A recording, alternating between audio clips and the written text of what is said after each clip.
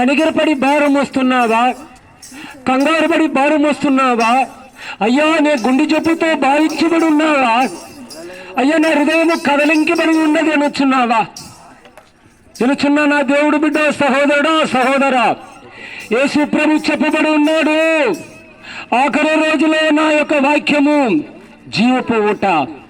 నా మాటను కైగొన్న వెడల్లా, నా మాటకి లోబడిన వెడల్లా, మరిసిపోయిన లాజరును బ్రతికించిన ఆ యేసు ప్రభు మీ పైన కంగారు పడుచున్నాడు. హల్లెలూయా.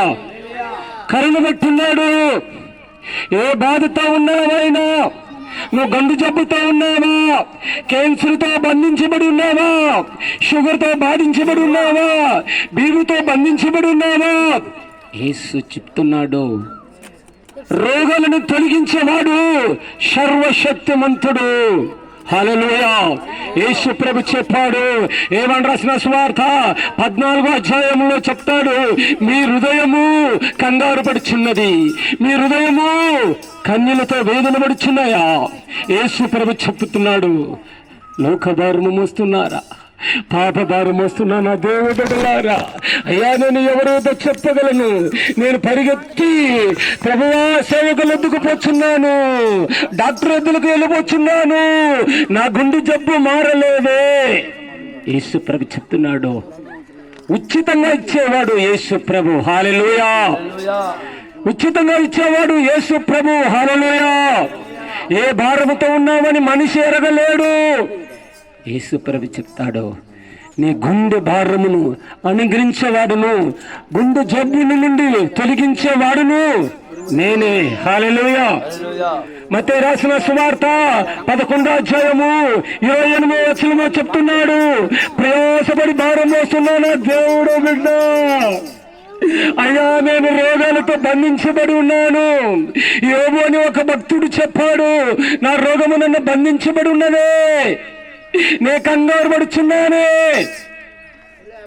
అతను చూసి యేసుక్రీస్తు నీతిమంతుడును, సర్వోన్నతుడు, దయగుణం ఉన్నాడు, నమ్మదగిన వాడు, యేసు ప్రభునే కనికరించిన వాడు యోబు. అతని పైన నమ్మకుంచాడు. యోబు యేసు ప్రభు పైన కనికరించాడు, నమ్మకుంచాడు. నువ్వు నమ్మకగలిగిన యేసు ప్రభు అతని పైన కంగారుబడి కోరుచున్నాడు. ఇనుచున్నా నా దేవుడు బిడ్డ, అనేక కార్యములను నువ్వు ప్రార్థించుకో ఉండొచ్చు. అయ్యా ఇక్కడ వచ్చిండో అనేక సేవకులు వచ్చున్నారు. ఎందువల్ల అంటే ఓలికి చేసిన అతిశయమును బట్టి, ఓలికి చేసిన అద్భుతములను బట్టి, ఓలికి చేసిన సాక్ష్య కార్యములను బట్టి. ఏమని రాసిన స్వార్థలో చెప్పున్నాడు, అనే నిజమైన ఎలుగు యేసు ప్రభువే. హల్లెలూయా. ఆ నిజమైన ఎలుగు ఈ భూలోకమునికి వచ్చినాను. ఏమనేసిన సువార్త 1వ అధ్యాయము 9వ వచనములు చెప్తున్నాడు, ఈ భూలోకములో నేనున్నాను. భూలోక జనులు నన్ను తెలుసుకోలేదు, నన్ను ఎరగలేదు, నన్ను ఎంబడించలేదు, నా పైన నమ్మకించలేదు, నా పైన ప్రేమ పట్టలేదు.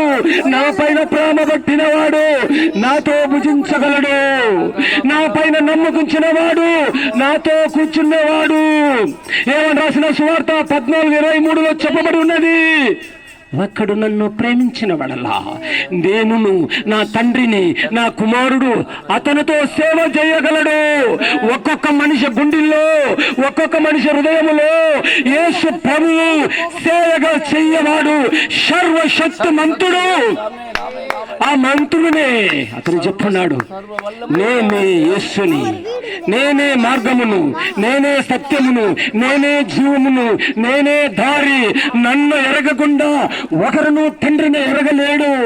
నన్ను ఎరిగిన వాడు నా తండ్రిని ఎరగగలడు, నన్ను చూసిన వాడు నా తండ్రిని చూడగలడు, నాతో భుజించిన వాడు నా తండ్రిని భుజించగలడు, నాతో మాట్లాడిన వాడు, నా పైన ప్రేమ పెట్టిన వాడు రోగములు గాని జబ్బులు గాని స్వస్థత కలిగించే శక్తి యేసు ప్రభువే.